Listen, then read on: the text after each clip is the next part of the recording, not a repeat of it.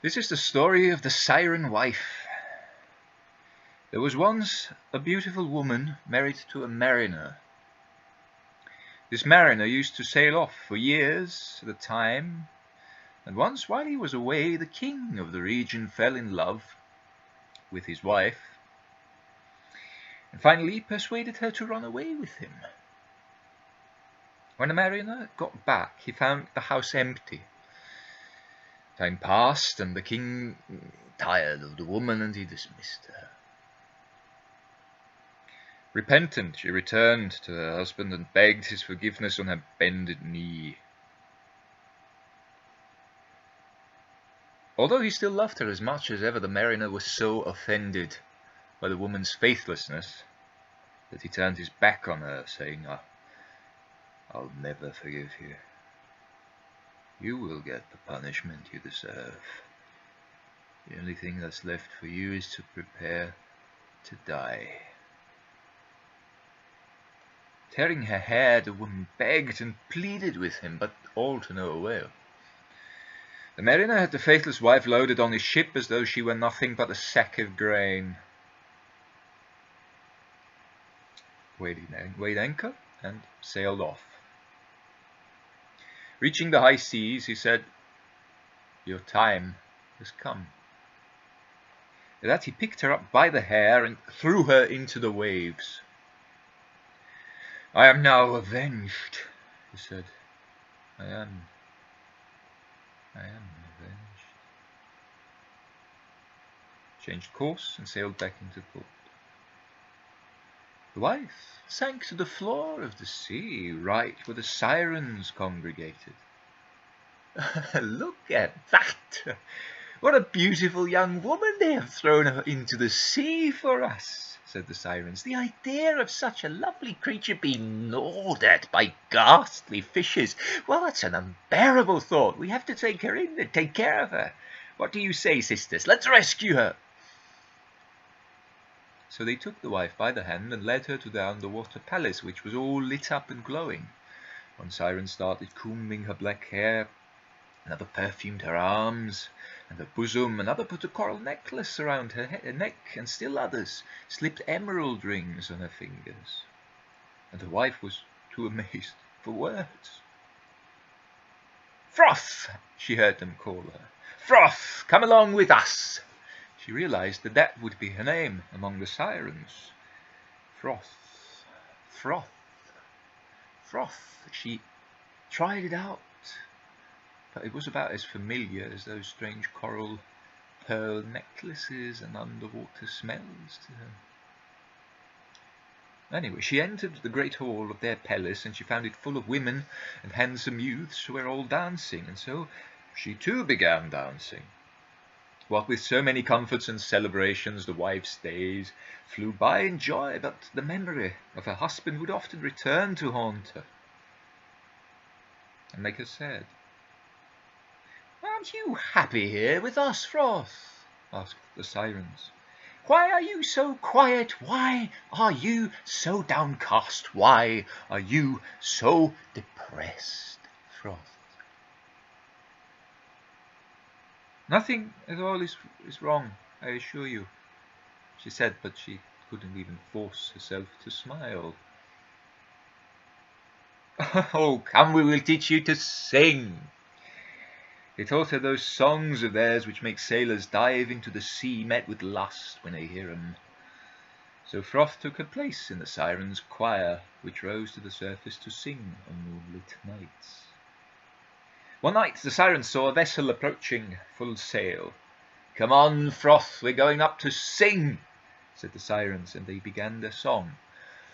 "This is the song of the full moon, of the moon so round and here so soon. Is it the comely Siren you wish to see? Then jump, O sailor, jump into the sea."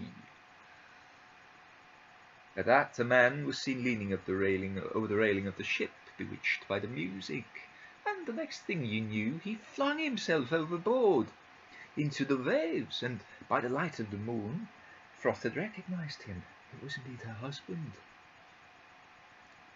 "This one will turn into coral," the Sirens were already saying, "or into white crystal. or else shall. Wait, please wait, exclaimed Froth. Don't kill him. Don't work your magic on him. But why are you showing so much pity on him, on that one? It's a man, it's a sailor, it's a worthless thing. The coral, the stones at the bottom of the sea are worth more than him. Explain yourself, Froth. I don't know. I'd like to work a spell over him myself. In my own way, in very own way, we'll see. Please, let him live. Let him just live for 20 hours more. And after seeing her so sad all the time, the Sirens didn't have the heart to say no, and shut the mariner up in a white palace on the floor of the sea. It was now day, and the Sirens went off to sleep. Froth approached the white palace and sang a song that went like this. This is the song of the moon when it's full. I knew you in life and you were ungrateful. Now I've become a siren. You I will save, and me they will condemn. The mariner pricked up his ears and realizing that the one singing could only be his wife, who was singing better than he, to be honest. He grew hopeful, realizing deep down that he had already forgiven her and regretted drowning her. Well, now that he's in mortal danger, it's probably a good time to do that. Now the Sirens slept in the daytime and went about the sea at night, when they spread out their nets for sailors. Froth waited until night, opened the white palace, and was reunited with her husband. Be quiet, she told him. The Sirens have just gone off and can still hear us. Hold on to me and let me carry you. Like that she swam and swam for hours, until they came in sight of a large ship. Cry to the sailors for help, said Froth. Here! Out here! Help! Help! A rowboat was lowered from the ship. They rowed toward the survivor and pulled him on board. The siren, he said. The siren! My wife! The siren! My wife! My wife. He's gone crazy in the waters, said the rescuers. Now, calm down, friend. Now you're safe. There's no siren around here.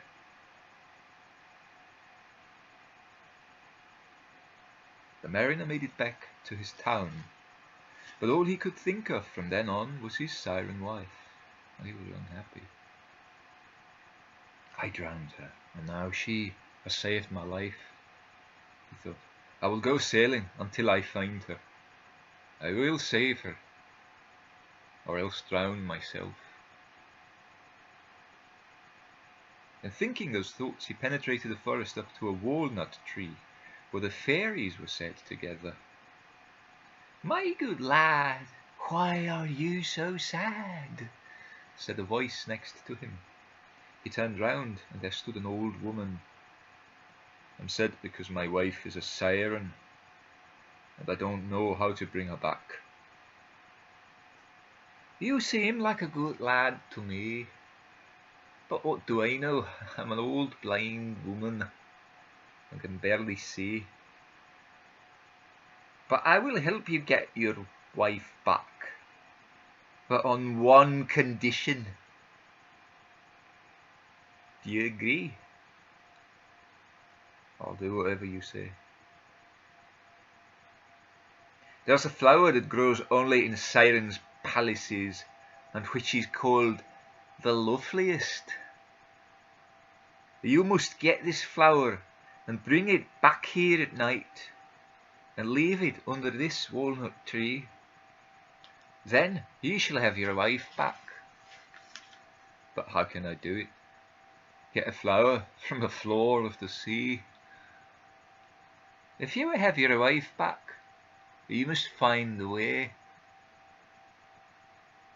I'll try, said the mariner. He went to the port at once, boarded his ship, and weighed anchor. When he reached the high seas, he started crying his wife's name.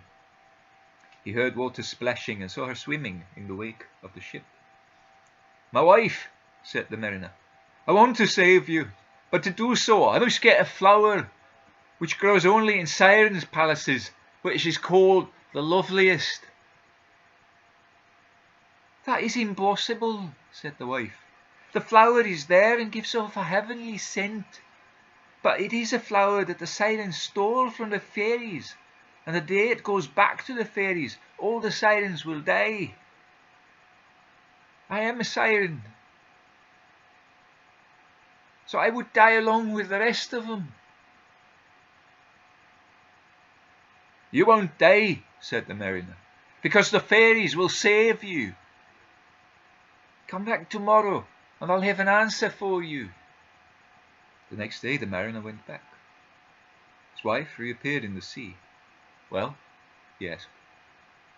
She answered, "In order for me to bring you the flower they call the loveliest, you must sell everything you own, and with the proceeds buy the finest jewels there are in the strong boxes of the goldsmiths of every city in the kingdom. At the sight of the jewels the Sirens will stray from the palace, and I'll be able to pick the flower." In no time the mariner had sold all he owned and bought the most splendid jewels in the kingdom. He loaded the ship with jewels, hanging them in clusters from all the yards where they gleamed in the sun, and like that he sailed over the sea. Thirstier for jewels than everything else, the Sirens began to surface on the waves and follow the boat, singing, "This is the song of the noonday sun. Your boat overflows with gems that stun. Good sailor, pause here a while. Give us rings and chains and pins in style." And they also were singing much better than me. But the mariner, he kept on going, and the Sirens followed along behind, getting further and further from the palace. All of a sudden a great rumbling came from under the sea. The waters billowed higher than ever before, and all the Sirens were swept under and drowned. Out of the water flew an eagle with the old fairy astride, and disappeared into the distance. And this is where I will stop the tale, because from here on out it could go anywhere.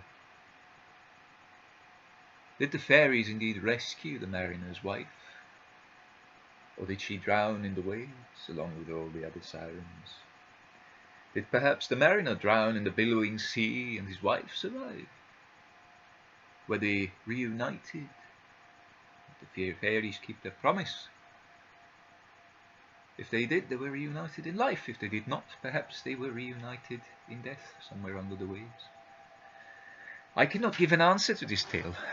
You must do so yourselves. Good luck with that.